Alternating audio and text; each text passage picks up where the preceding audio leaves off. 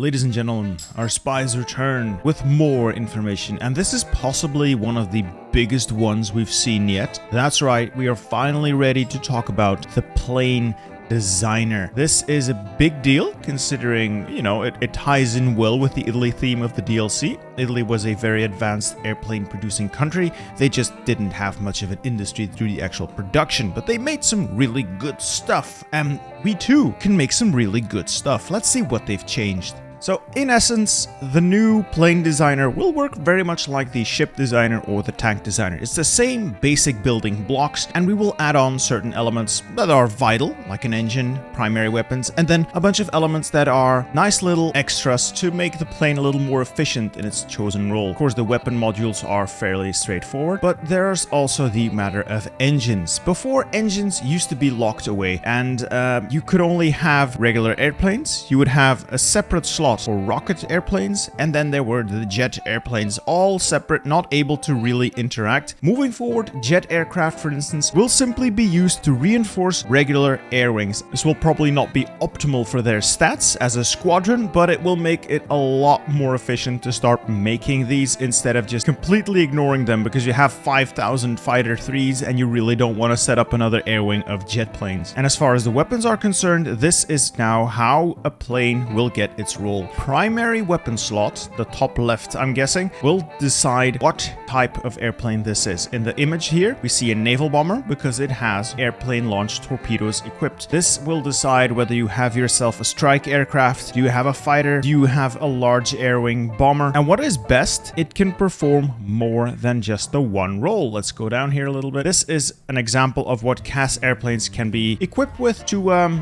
really bring the pain. Small bomb bays, anti-tank cannons, rocket rails, and bomb locks. All of these can be yours for as little as 20 agility, apparently. So very interesting that you can now really tailor your airplanes to suit the purpose. And what is best, I still think, out of this whole thing, there is no longer a strict separation of mission type by aircraft. You can now create fighters that will be able to provide ground support, or strat bombers that can do naval strike, depending on what modules you put on the plane. Of course, certain planes will be better at certain missions depending on just how well they are equipped, but now it is possible to make a multi-role fighter. It is now possible to make a very long-range naval bomber, things that are actually realistic. And this is nice. Here's a full list of the weapon types available for your aircraft. These will decide the mission types they unlock. So just slapping them on an airplane will unlock a certain mission type, and when you slap them in the primary slot of that airplane, you will unlock the certain type of airplane that will be a fighter, a heavy fighter, close air support, that kind of stuff. So you can see here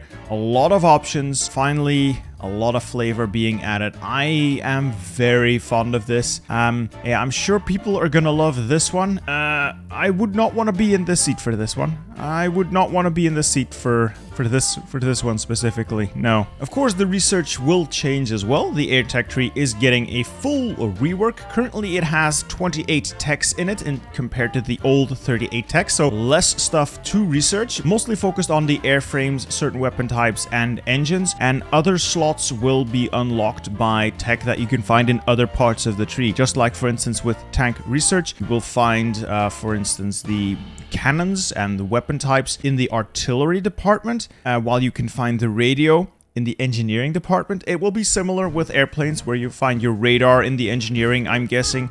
You'll have to do the rocket tech to get rocket weaponry for your airplanes, or rocket engines through the special research for it. Anyway, this is a big improvement over what it was before. And they've actually put some thought into this. Listen to this one. This one's important. You want to read that text. Modules will provide different stats only for specific missions, so true multi-role planes will be possible. Of course, they will take certain penalties depending on just how they are outfitted, but those penalties will only apply if they're performing a role that is not their main purpose. Therefore, the bonuses for all of its fighter roles still apply. It still has the capability of doing CAS, but it will be able to do that less efficiently than a pure-blooded CAS, but it will not be terrible. It will not be shit across the board. For instance, for that fighter we just discussed, the weight and agility penalties only apply to the fighter if it's actually on a CAS mission, not if it's doing its air superiority mission. It will be able to do its air superiority as if nothing's wrong, but it will just be less good at doing CAS, actually making it worth its cost. And then of course the special modules that we need to research as well. And speaking of airplanes that can do a lot of things, we have the special module slots, just like we have on the tanks. These are things you can stick on the aircraft to give them certain bonuses and really specialize them and tailor them to what you need. Things like air-to-ground radar, air-to-air radar, float planes, heavy machine gun defense turrets, recon cameras, demining coils, a lot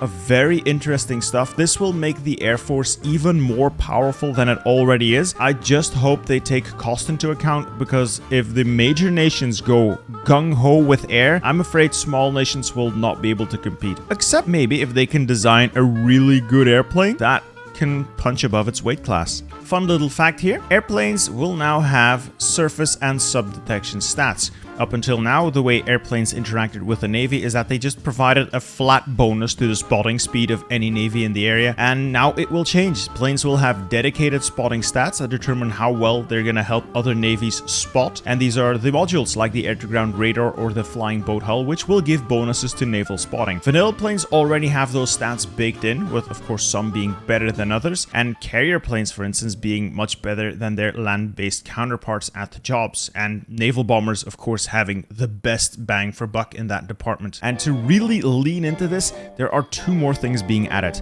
Marine or maritime patrol planes as a dedicated airplane, much like the espionage plane. I don't know how useful that's going to be, but we'll see. And a special naval patrol mission for those planes or planes with the right module attached. And marine patrol planes are large airframes, giving them very good range, and they'll be able to, be outfitted with your usual naval bomber weapons, but that's not their main role. Their job will be to spot, and mostly do that spotting over the deep oceans of the Atlantic and the Pacific, where short-range planes cannot really reach far enough, and this will help you root out those annoying submarines. So this might actually help in multiplayer and take some of the naval cheese out of the game. I don't know. Well, we'll see. We'll see. And with new airplane designs come new art. And I have to say, they've really made some cool artwork here. I can see a lot of love went into this fat German airplane. I'm excited for this. I'm very excited. And of course, 3D art as well. Yeah, this is the Zero we all know and love. I am very, very hyped for this DLC. I hope you are too. Let me know what airplane you're looking forward to most. I am very excited that I'll finally be able to make multi-role fighters. That is going to be such a game changer for me. Anyway, I hope you've enjoyed this video, and I hope you'll enjoy the next one too. See ya.